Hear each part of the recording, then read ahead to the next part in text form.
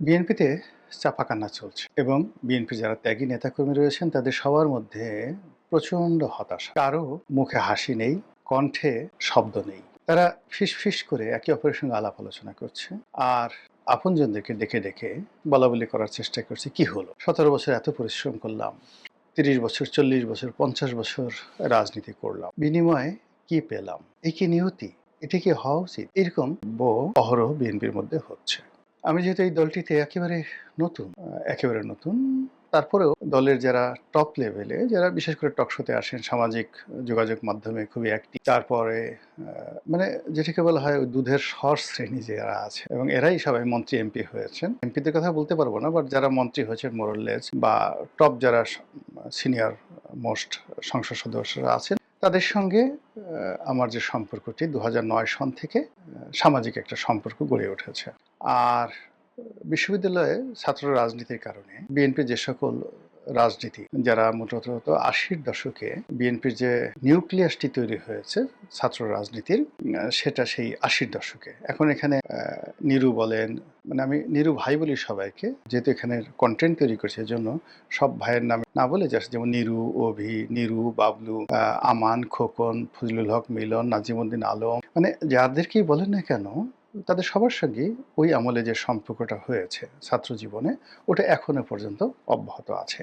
তারপর বিএনপির যে ব্যবসায়ী গ্রুপ যারা আছেন, টপ ব্যবসায়ী গ্রুপ, বিভিন্ন সময়টাতে যারা ক্ষমতায় থাকাকালীন সময়েও তারা লাভবান হয়েছেন বা ক্ষতিগ্রস্ত হয়েছেন, ক্ষমতার আগেও ক্ষতিগ্রস্ত হয়েছেন। বিএনপি পন্থী যারা সাংবাদিক আছেন, কবি আছেন, সাহিত্যিক আছেন, মোটামুটি সেই ৮০-র দশক থেকে আজ অবধি যে বিভিন্ন স্তরে বিএনপি সবার সঙ্গে সম্পর্ক ছিল এবং এখনো আছে। আর বিশেষ করে যারা টকশোতে আসেন, যারা মন্ত্রী এমপি হয়েছেন, যাদেরকে আমি বলি লেয়ার, মানে দুধের স্বর, যারা এদের সঙ্গে সম্পর্কটা মানে বেশি। এর কারণ হলো অলমোস্ট এভরি নাইটই এদের সঙ্গে সেই ২০০৯ সন থেকে বেশি বেশি দেখা হয়ে আসছে। এবং যেহেতু আমি এমপি ছিলাম, এমপি পদমর্যাদার যারা লোকজন আছেন, অর্থাৎ বিএনপি যারা এমপি ছিলেন বা যারা এমপি হতে পারে, তাদের সঙ্গে যোগাযোগটা বেশি হয়।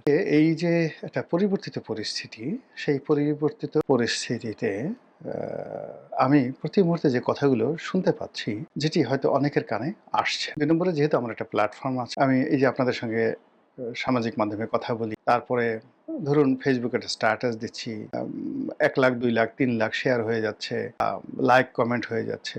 একটা ফেসবুক পোস্ট কখনো কখনো এই ২ কোটি, ২.৫ কোটি বার দেখা হয়ে যাচ্ছে। তো যার কারণে হয় কি, মানুষজন বলে, অনেক বড় বড় মিডিয়া হাউস বলেন, অনেক বড় বড় সাংবাদিক বলেন, তারাও দেখা গেল যে একটু বলে যে, ঠিক আছে, রনি সাহেবকে যদি কথাটা বলি আর সে যদি তার সোশ্যাল মিডিয়াতে এই কথাগুলো তুলে ধরে, তাহলে তাদের জন্য ভালো হবে। বিকজ দেখা গেল যে আপনি প্রথম আলোর কথাই চিন্তা করেন, প্রথম আলোর সার্কুলেশন, আমি সবচেয়ে বাংলাদেশের, মানে যাকে বলা হয় এই গত কয়েক বছরে একেবারে টপ চার্টে যে পত্রিকাগুলো ছিল, তার মধ্যে বাংলাদেশ প্রতিদিন ১ নম্বর। বাংলাদেশ প্রতিদিনে সেই আমি ২০০৯ সন থেকে লিখছি। তারপরে এখন কালের কণ্ঠে লিখছি, প্রতি বুধবারে লিখছি। কালের কণ্ঠ এখন সার্কুলেশনের দিক থেকে বাংলাদেশ প্রতিদিনের পরে প্রথম আলোর পরে যে মানে পত্রিকাগুলো আছে, এগুলো মোটামুটি একই আছে, যেমন যুগান্তর, কালের কণ্ঠ, সমকাল, তাদের ৫,০০০, ১০,০০০ ডিফারেন্স। তো সেই কিন্তু ইনফ্লুয়েন্সের দিক থেকে কালের কণ্ঠর ইনফ্লুয়েন্স বেশি। কালের কণ্ঠের নিউজের কারণে সেই গত কয়েক বছরে সারা বাংলাদেশে অনেক তোলপাড় হয়েছে। বেনজির সাহেবের চাকরি গেল,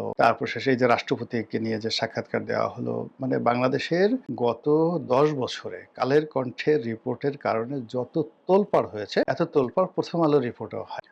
তো সেই কালের কণ্ঠে আমি প্রতি বুধবারে লিখি, কিন্তু কতজন মানুষের পড়ে? কালের কণ্ঠে যতজন মানুষ পড়ে, তার চেয়ে ওই লেখা যখন আমি আমার পেজে দেই, ফেসবুক পেজে দেই, তখন বেশি মানুষ পড়ে। এই জন্য হয় কি, সমাজের বিভিন্ন স্তরের মানুষ, এমনকি যে একেবারে সাধারণ মানুষ, হয়তো কেউ আমার এই কন্টেন্ট দেখেন দিনাজপুর থেকে, তিনি তার একটা মনের কথা বলতে চান, তার কথাটা তুলে ধরতে চান। তো একইভাবে বিএনপির লোক, আওয়ামী লীগের লোক, জামাতের লোক, সবাই বলেন।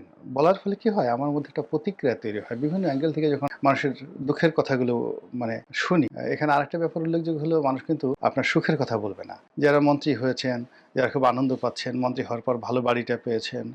আজকে যেমন আমি আসছিলাম, আমার পিছনে বা পাশ দিয়ে আরেকজন মন্ত্রী আসছিলেন। তো আমি দেখলাম যে মন্ত্রীর গাড়িটা একেবারে নতুন চকচকে গাড়ি, অর্থাৎ সম্ভবত মানে ২০২৪ সনে ওই যে এমপিরা অনেকগুলো গাড়ি এনেছিল, লেটেস্ট মডেলের ল্যান্ড ক্রুজার যে গাড়িগুলো এনেছিল, সেগুলো তো সরকার সেগুলো সিজ করেছে খুবই ঝকঝকে, মানে গাড়ি এর এক একটা গাড়ি 8 কোটি 9 কোটি টাকা, 4500 সিসির ল্যান্ড ক্রুজার মডেলের একেবারে LC300 সবচেয়ে দামি। তো তারেক রহমান সাহেব যেটাতে চলছেন ওটা হলো প্রাডোর, কিন্তু প্রাডোর যে আপগ্রেডের যে গাড়ি